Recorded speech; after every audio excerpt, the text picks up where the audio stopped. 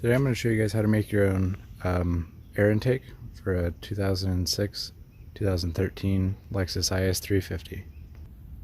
This intake is going to replace your factory intake with an aftermarket one. This one's really similar to the RR Racing or a Joe Z style intake, which are the ones that are proven to make the most power.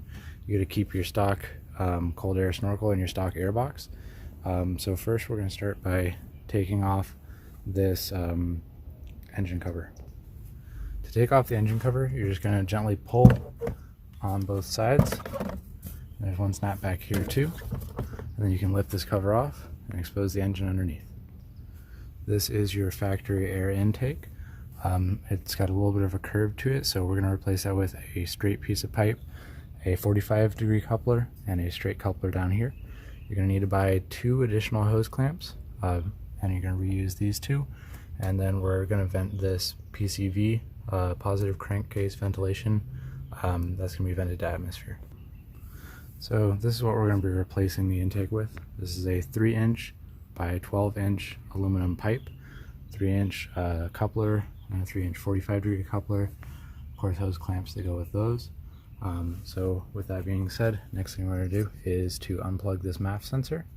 Then you're going to undo these snaps to take off this airbox cover, and we're going to undo these clamps here, which are 10mm. With those clamps loosened, don't forget to undo this little nipple right here. Be careful not to break it, and then you should be able to just pop off this air intake. This is your factory one. Compare that to the aftermarket one. Inside here is your air filter. This is a good time to change that. So this is another time to do a good mod to here. You can make it sound a little bit better, maybe a tiny bit more performance. To make this like an F Sport air box, you can Dremel out this inside part and actually cut a big square hole so it matches the F Sport air box. I'm going to do that in another video, but for right now, we're just going to replace the air filter. So comparing our aftermarket pipe to the stock pipe, this one is a little bit lighter, the new one. The inside, honestly, is pretty smooth on the stock pipe. The aftermarket pipe is, of course, very smooth as well. It has these transitions. I don't know how much of importance that's going to be, but the factory one is very well made. Something I think might make a difference is we are venting this to atmosphere.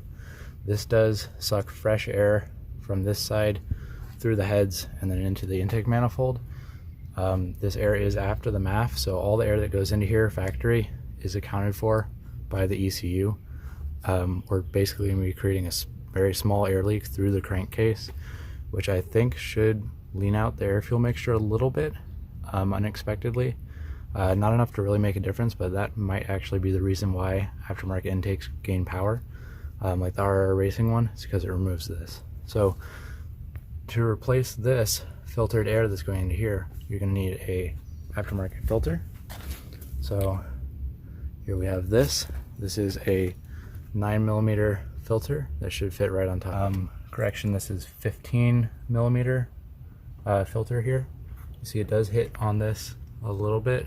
You could probably loosen this and adjust it a tiny bit, but yeah, just keep an eye on that. Make sure it's not dripping tons of oil anywhere that would cause a fire or anything.